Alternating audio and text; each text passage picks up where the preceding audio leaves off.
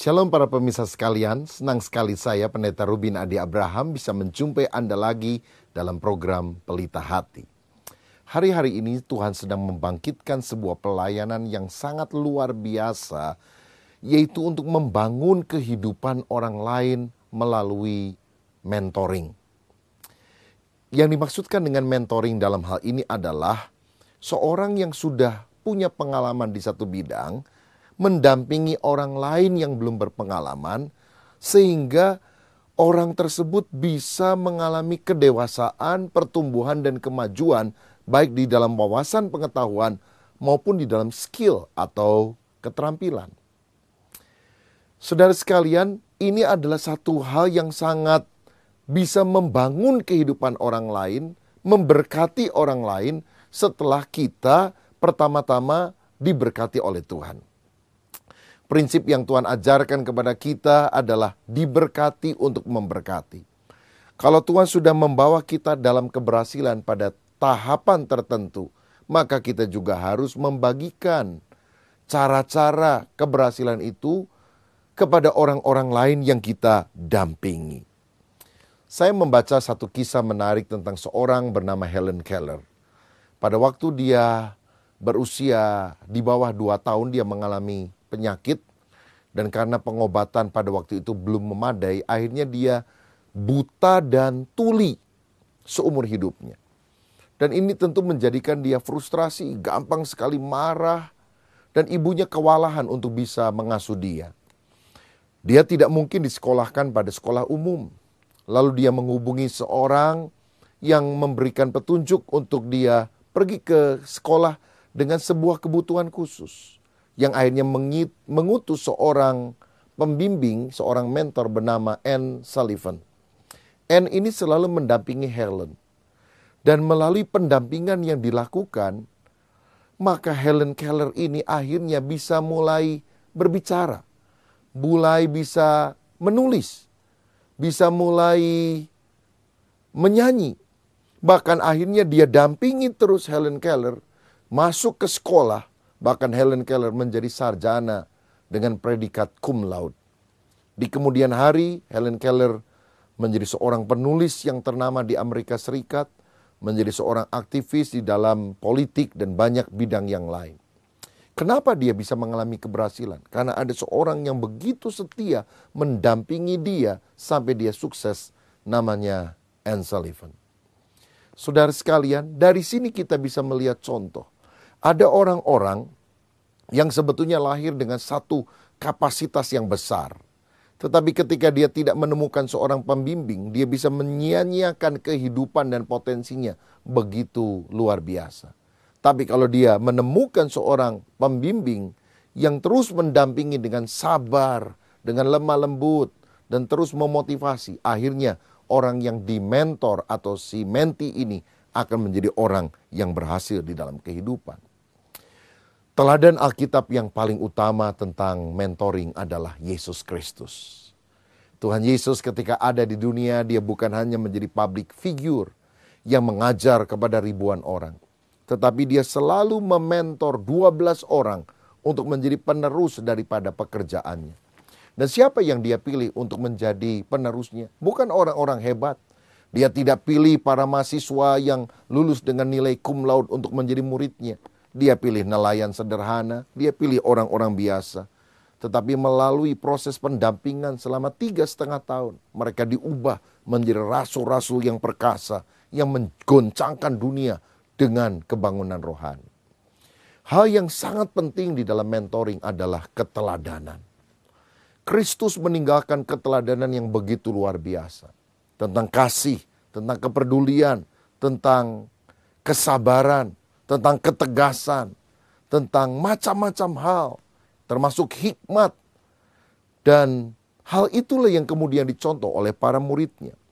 Dalam Matius 11 ayat 28 dan 29, Yesus berkata, "Marilah kepadaku semua yang letih lesu dan berbeban berat, aku akan memberikan kelegaan kepadamu. Pikulah kuk yang kupasang dan belajarlah padaku, karena aku lemah lembut dan rendah hati, dan jiwamu akan mendapatkan ketenangan." Tuhan mengajak kita untuk datang kepada Dia, belajar, meneladani karakternya, kelemah lembutan, kerendahan hati, agar kita mencapai kemaksimalan di dalam kehidupan ini. Salah satu murid yang mengalami perubahan radikal di dalam proses pementoran yang dilakukan Yesus adalah Yohanes. Kita mengenal Yohanes sebagai murid yang kekasih. Dia menulis surat-suratnya, misalnya surat Yohanes, dan isinya penuh dengan kasih. Tapi sebetulnya saudara, Yohanes bukan orang yang dilahirkan dengan bakat yang sedemikian. Dia adalah anak yang sangat keras. Dia mementingkan diri sendiri. Apakah saudara ingat Yohanes dan Yakobus minta didudukan di samping kiri dan kanan Yesus ketika mereka nanti ada di sorga?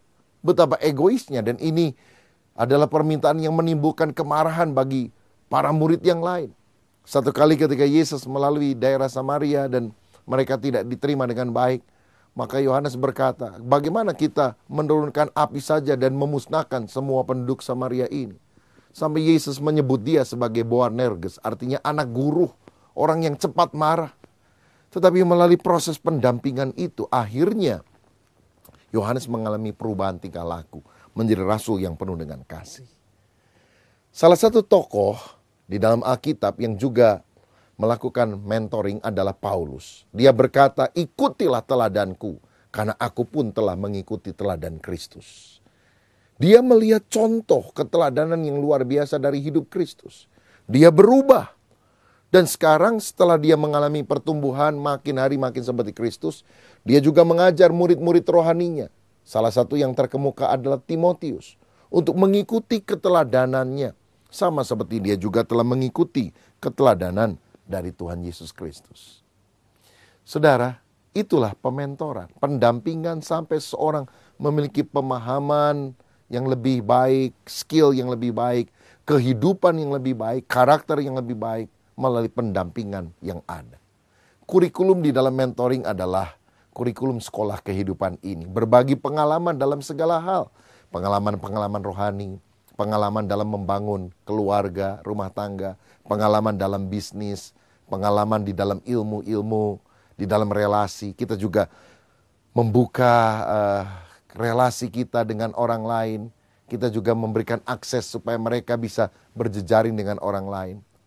Saya percaya ini adalah hal yang sangat penting untuk kita lakukan. Saudara, mentoring lebih luas daripada coaching atau pelatihan. Seorang pelatih belum tentu punya hubungan, relasi yang baik dengan orang yang dilatihnya. Tapi seorang mentor itu bersama-sama berjalan dengan sang mentinya, sampai akhirnya mentinya mengalami kedewasaan. Saya tertarik melihat kehidupan seorang pengusaha yang bernama Bapak Yakub Kussumanto. Dia adalah orang yang mengembangkan karir bisnisnya melalui berbagai kesulitan sampai akhirnya dia menjadi pengusaha yang sukses. Tapi apa yang sekarang dia lakukan adalah dia tidak hanya sukses bagi dirinya sendiri. Dia latih, dia mentoring, ada banyak orang-orang supaya bisa menjadi sama berhasil seperti dia. Dan dia berikan hidupnya untuk memperhatikan orang lain. Dituntun, diarahkan, diajar agar menjadi orang sukses. Dia punya karyawan yang bekerja pada dia ribuan. Tapi dia tidak punya hati bos. Dia punya hati hamba. Dan itu sebabnya banyak orang-orang senang mendapatkan pembimbingan dari dia. Nah, hari ini kita berkesempatan untuk mengundang Pak Yakub Kussumanto untuk membagikan pengalamannya di dunia bisnis, di mana dia bisa cerita keberhasilannya, bahkan terus menuntun sampai bertahun-tahun sehingga orang itu mengalami kesuksesan. Saya percaya proses mentoring ini merupakan sesuatu yang luar biasa, yang merupakan keteladanan yang kita pelajari dari Yesus, yang kita juga bisa bagikan bagi orang lain. Saudara, jadilah orang yang diberkati untuk memberkati. Mari kita ikuti pembicaraan ini. Shalom pemirsa yang dikasihi oleh Tuhan, salam dalam damai sejahtera Tuhan Yesus Kristus hendaknya selalu menyertai pemirsa sekalian. Dan senang sekali pada hari ini saya Ari Aswin menemani pemirsa sekalian dalam program acara rohani kita Pelita Hati. Dan pada hari ini kita akan membahas mengenai yang namanya mentoring. Dan di kesempatan kali ini kita juga kedatangan narasumber yang luar biasa sekali, Bapak Yakub Kusmanto. Dia adalah seorang praktisi di dalam dunia bisnis, tapi dia juga adalah seorang mentor juga di dalam KBC atau yang disebut juga Kingdom Business Community. KBC ini adalah komunitas pengusaha atau profesional yang berfokuskan kepada Allah. Kita langsung saja sambut Bapak Yakub Kusmanto. Ya. Apa kabar Pak? Luar biasa. Luar biasa. Pak, kita mau bahas apa yang namanya mentoring nih Pak. Ya. Nah, bisa nggak Pak Yakub jelaskan apa sih mentoring itu sendiri Pak? Ya, mentoring adalah pendampingan ya, pendampingan yang cukup luas ya. Itu banyak kekurangan atau kebutuhan ya di lapangan dengan pemain-pemain atau pelaku-pelaku ya, maupun dari bisnis maupun profesional, mereka mengalami banyak tantangan. Nah, disinilah perlunya ada peran mentoring. Gitu ya Pak ya? Ya. Jadi kalau di Alkitab tuh seperti pemuridan ya Pak ya? Ya, bisa. Mentoring itu ya? Ya, betul. Berarti kalau ada murid ada juga gurunya ya Pak ya? Ya, betul, ada betul. mentornya. Iya, betul. Nah, kenapa sih Pak mentoring itu diperlukan untuk mencapai keberhasilan? Ya, mentoring diperlukan untuk membantu dan menolong bagaimana orang membangun, tetapi tidak perlu menghabiskan waktu begitu banyak sekali dan kualitas yang rendah. Dalam mentoring, seseorang mentor yang sudah punya pengalaman ada baiknya mengambil tanggung jawab kepada adik-adik atau anak-anak muda untuk membekali mereka supaya mereka bisa menghindari lubang-lubang yang pernah dialami ya, kerugian-kerugian yang pernah dialami ya, bagaimana mereka bisa menghindari dan bagaimana mereka keluar dari sana lalu bangkit melakukan sesuatu yang jauh lebih maksimal ya. Jadi ada efisiensi dari waktu, biaya dan segala macam ya, gitu. Jadi supaya bisa menghindari kesalahan-kesalahan yang pernah dibuat oleh sang mentor ya Pak. Betul, ya, betul. ya, Pak. Juga menghindari ya kesalahan-kesalahan yang tidak perlu seperti tidak itu. perlu, betul Ya, sekali Pak. Ya. Nah kan tidak semua menti atau semua murid itu pasti berhasil di mentoring ya Pak. Ya. Nah, kriteria menti atau murid seperti apa sih yang biasanya dicari oleh seorang mentor yang berhasil? Ya, seorang yang perlu dimentor itu harus diukur secara kebutuhannya ya. Dia itu sebetulnya sudah siap atau tidak. Kadang-kadang hanya datang sekedar untuk tahu saja, tapi tidak tahu konsekuensinya. Artinya komitmennya juga nggak ada gitu. Nah, kita sebelum dimentor kita tanya dulu ya, mereka kebutuhannya seperti apa? Sudah betul-betul menjadi satu kebutuhan atau sekedar hanya pengen tahu saja ya? Kita cek dulu kepada calon menti ini. Dan itu juga tapi tidak menjamin ya Pak keberhasilan menti tersebut. Ya, tergantung daripada komitmen mentinya ya. Kalau mentinya mereka kecenderungannya mereka asal-asalan, mau gampangan, biasanya ya tidak tahan lama. Ya, karena mereka biasanya tidak mau dibawa ke areal untuk mereka belajar yang baik seperti itu. Jadi berhasil atau tidaknya tolak ukurnya balik lagi kepada sang mentinya ya Pak ya. Ya, betul. Ya. Begitu. Baik Pak. Nah sekarang apa aja sih tahap-tahap dalam mentoring itu ketika mungkin Pak Yakub mementor seseorang gitu?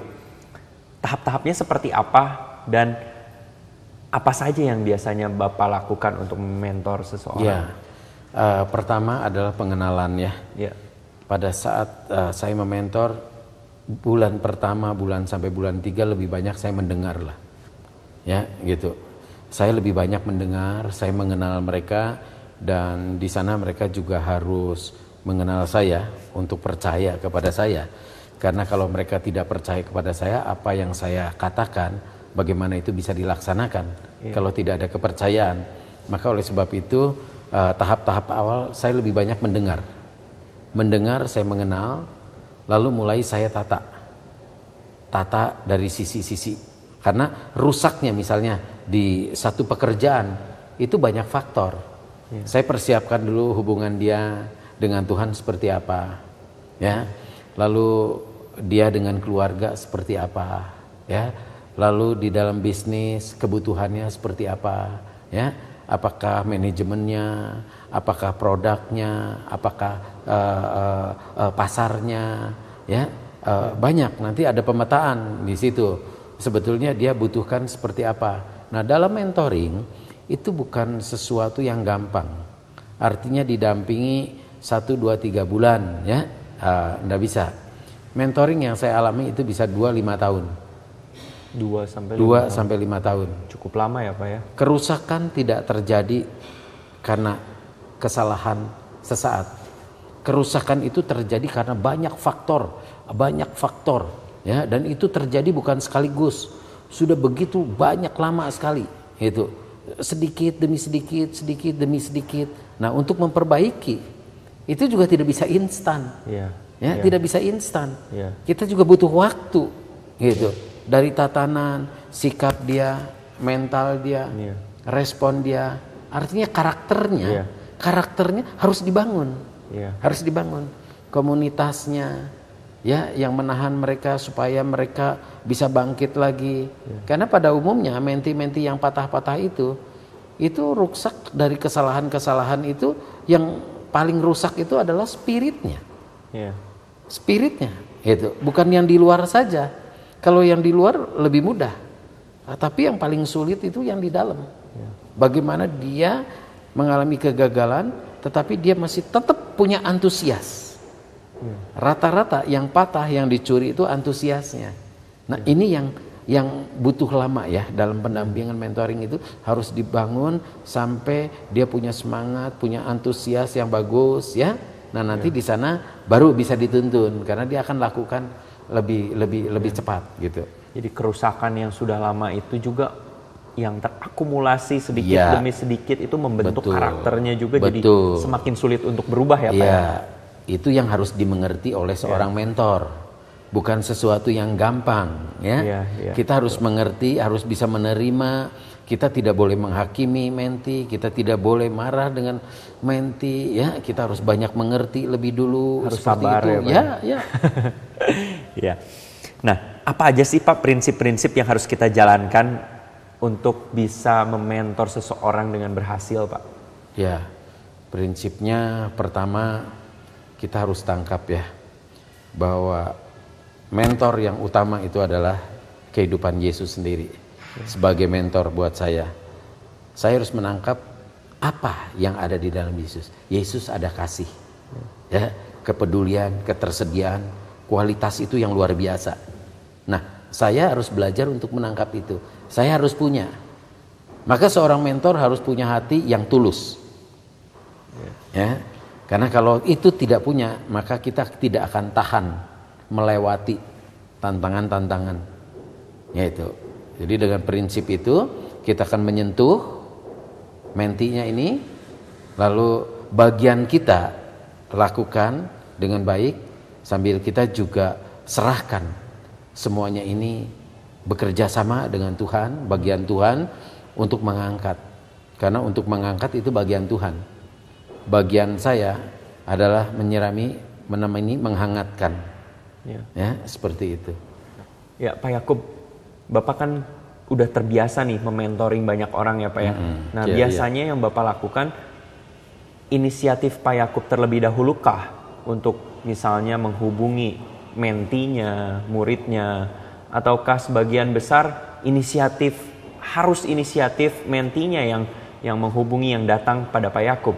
Ya, sejak awal kita sudah bicara, kita sudah tentukan ya jadwal pertemuan seperti itu. Teratur ya Pak? Ya, teratur ya, seperti itu. Nanti kita ukur komitmennya seperti apa ya, kita jalani. Lebih banyak untuk awal itu adalah ruang santai ya. Mungkin berenang ya, pergi ke gunung ya, pergi kemana, kita santai dulu gitu ya. Keterbukaan dibangun dulu seperti itu.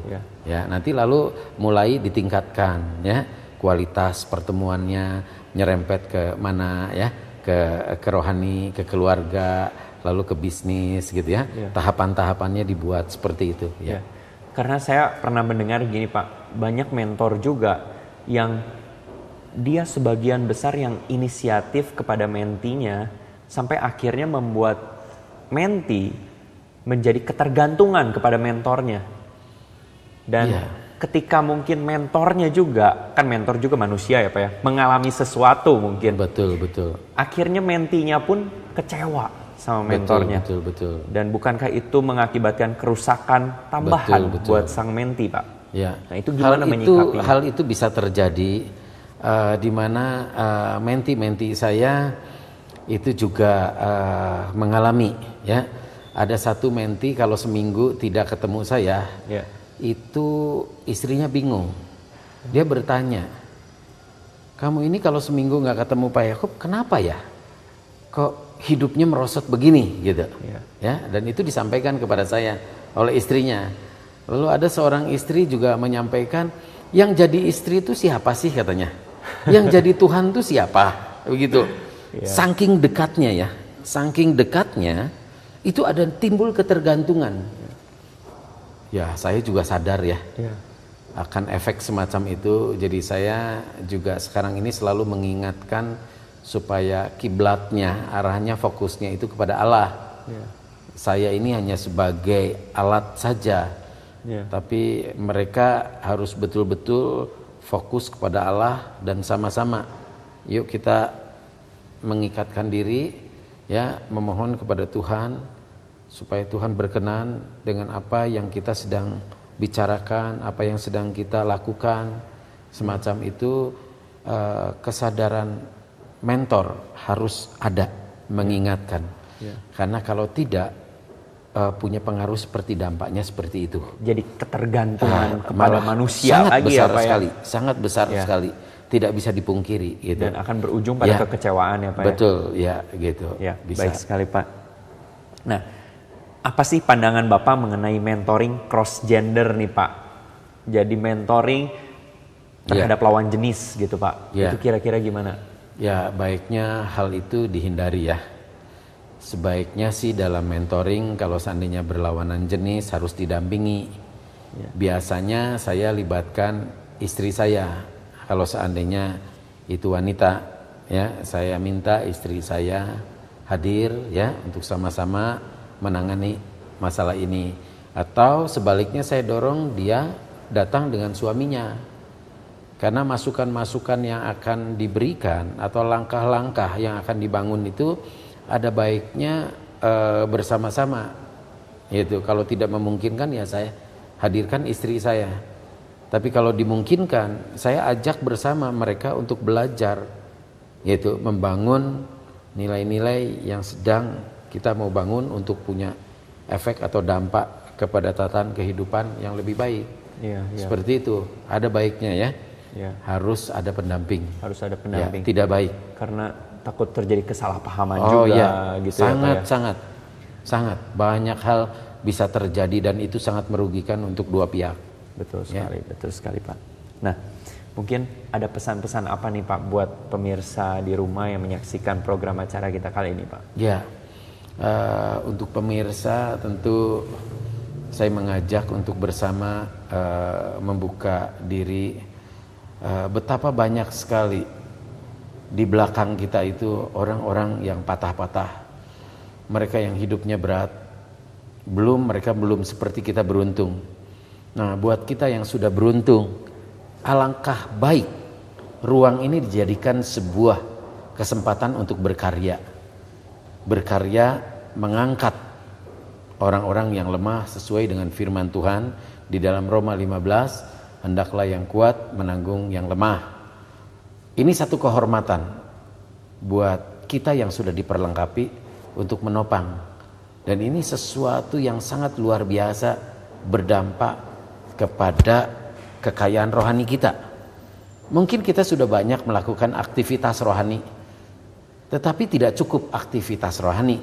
Kita perlu mempunyai harta rohani, yaitu membangun iman kita sehingga menghasilkan sukacita damai sejahtera waktu kita bersentuhan dan berbagi dengan orang.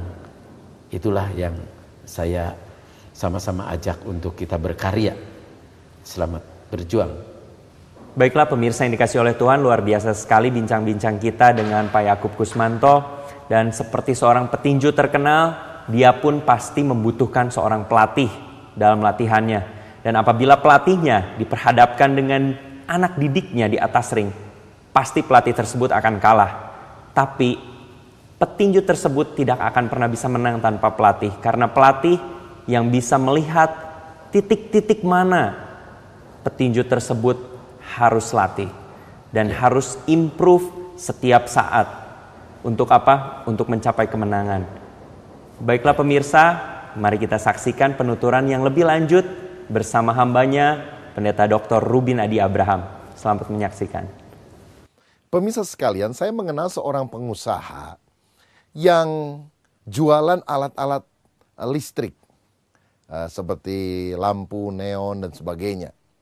Dan setelah dia berhasil, dia melihat di gereja ada seorang bapak yang punya usaha yang tidak maju-maju. Akhirnya dia panggil dan dia bilang, mau nggak saya ajarin kamu supaya kamu jualan, akhirnya punya toko seperti yang saya lakukan. Padahal itu terjadi di satu kota dan jarak tempat tinggal mereka tidak terlalu jauh. Dan kemudian benar, dia minta orang itu datang selama beberapa bulan, magang di tempat dia. Akhirnya orang ini bisa buka toko sendiri, toko yang menjual barang-barang yang persis sama, saudara. Bahkan ditunjukkan, nih, kamu kalau mau beli belanjanya di sini. Ini saya kenalkan. Saudara, jadi akhirnya temannya ini juga berhasil, sama seperti dia. Lalu ketika saya tanya, ini kan sesuatu yang jarang, ini membuka rahasia dapur sendiri, dan itu kan menciptakan persaingan nanti. Dia bilang begini, saya punya banyak pegawai. Pegawai saya kerja sama saya, lama-lama dia ngerti ilmu saya, dan dia bisa sabot langganan-langganan saya dari belakang. Saya jadi kepahitan. Lalu saya akhirnya berpikir, daripada saya demikian, lebih baik saya memang memberkati orang-orang lain dengan pengalaman, dengan ilmu yang saya punya. Karena saya dulu juga miskin dan hidup berkekurangan. Tapi ada seorang di luar kota yang mengajak saya untuk magang dengan dia selama beberapa bulan, kemudian memodali saya dalam bisnis semacam ini. Dan saya ingin membalas budi baiknya. Bukan dengan memberi banyak kepada dia, tetapi melanjutkan apa yang sudah saya terima kepada orang lain. Saya mementor orang lain, supaya orang lain juga bisa sukses di dalam kehidupan. Saudara, sukses tidak diperoleh dengan kekuatan sendiri. Tetapi kalau kita sudah mencapai taraf itu oleh anugerah Tuhan, ada banyak orang-orang lain yang kita bisa bagi kehidupan, kita tuntun, kita ajari, supaya mereka juga bisa berhasil. Saya percaya kalau saudara melakukannya, engkau benar-benar menjadi berkat yang bukan hanya membagikan teori, ilmu, tapi membagikan kehidupan sehingga banyak orang lain mengalami kasih Tuhan. Sampai jumpa pada program yang berikutnya. Tuhan Yesus memberkati Anda. Amin. Kau Tuhan yang pulihkanku, Kau Yesus yang sembuhkanku, Kau sanggup limpahkan kebutuhanku. Yesus, Kau baik bagiku.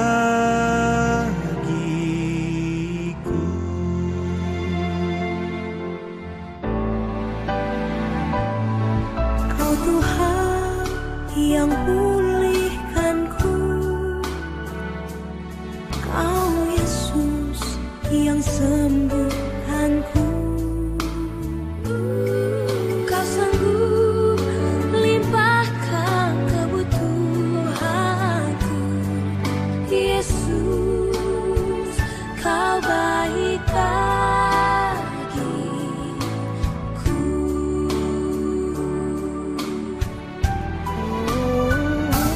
Ku